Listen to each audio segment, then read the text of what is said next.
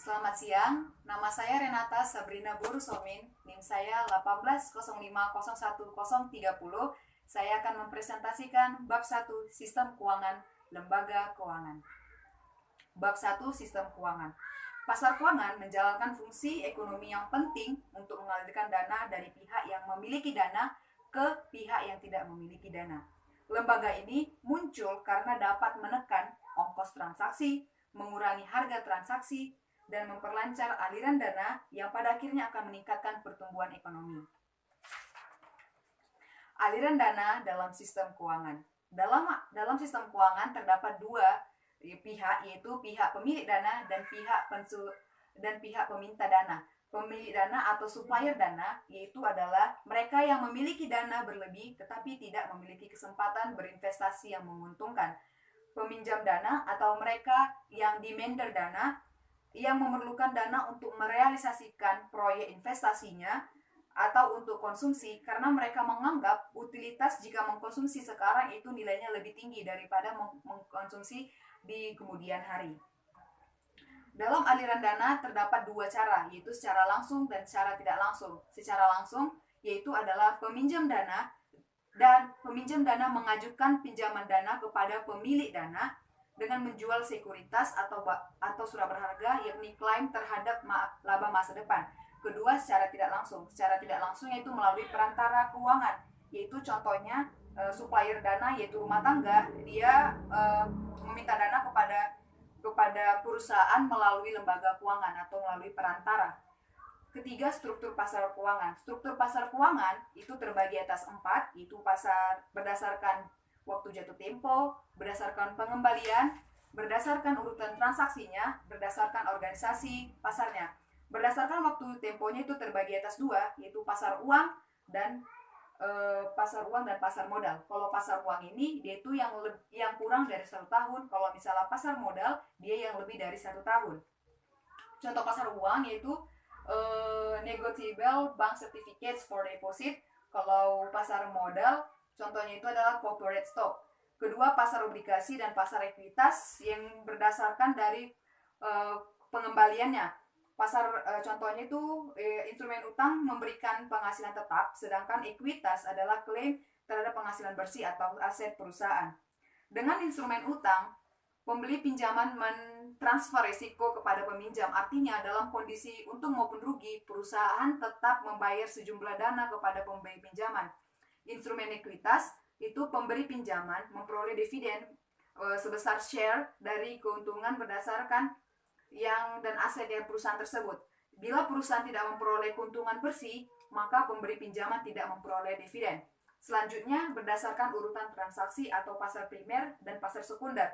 Di sini terbagi atas pasar primer dan pasar sekunder. Jadi jika suatu perusahaan atau pengusaha dia menjual suratnya pada pasar primer, kemudian dibeli oleh pengusaha dan pengusaha tersebut dia menjual lagi surat itu di pasar sekunder. Kenapa dijual di pasar sekunder? Karena untuk melikuidkan lagi surat tersebut. Terus keempat, menurut organisasi pasarnya terbagi atas pasar bursa dan pasar non bursa. Pasar bursa ini hanya terdapat satu saja di suatu negara. Contoh itu di Jakarta. Di Jakarta sebagai pusatnya. Terus kedua, pasar non bursa ini bersifat desentralistik, di mana pembelian sekuritas dilakukan melalui dealer yang memiliki persediaan dan siap melakukan jual beli sekuritas dengan harga yang ditentukan. Selanjutnya, informasi asimetris. Apa informasi asimetris? Informasi asimetris ini adalah informasi yang latar belakangnya itu karena terjadinya adanya ongkos transaksi. Informasi asimetris ini terbagi atas 2, yaitu menunjukkan perilaku yang merugikan dan perilaku bahaya moral. Contohnya kalau perilaku merugikan ini dianalogikan dengan market of lemon, di mana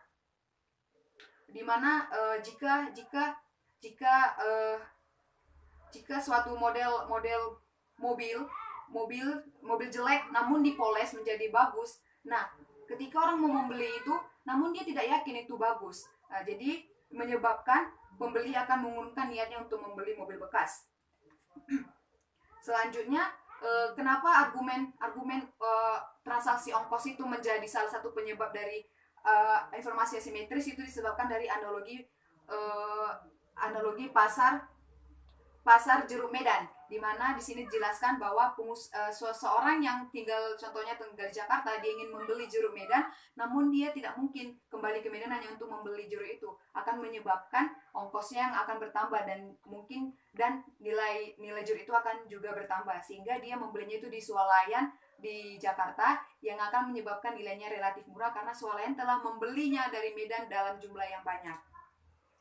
Selanjutnya, perilaku bahaya moral ini telah tadi, kalau misalnya informasi asimetris yang pilihan merugikan atau adverse selection itu terjadi sebelum transaksi.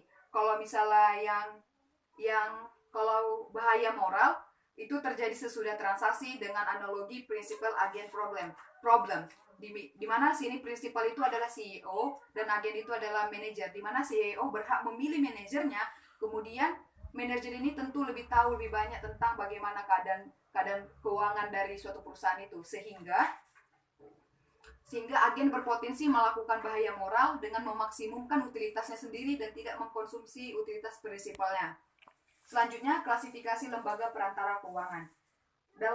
Di sini terdapat beberapa klasifikasi lembaga keuangan, yaitu pertama, lembaga penerima simpanan, yaitu lembaga penerima simpanan atau depiso. Di sini lembaga ini memperoleh dananya dari simpanan atau tabungan pihak ketiga dan kemudian meminjamkannya kepada pihak lain. Contohnya di sini adalah koperasi.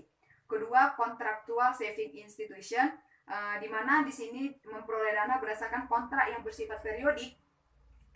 Contohnya ini adalah asuransi jiwa.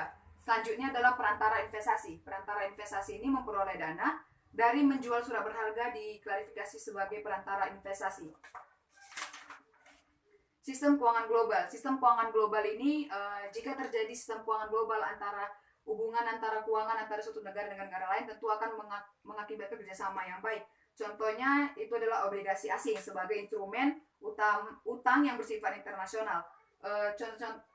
Jenis obligasi asing itu yaitu satu Eurobond, kedua Euro currency, dan ketiga bisa juga Euro dollars.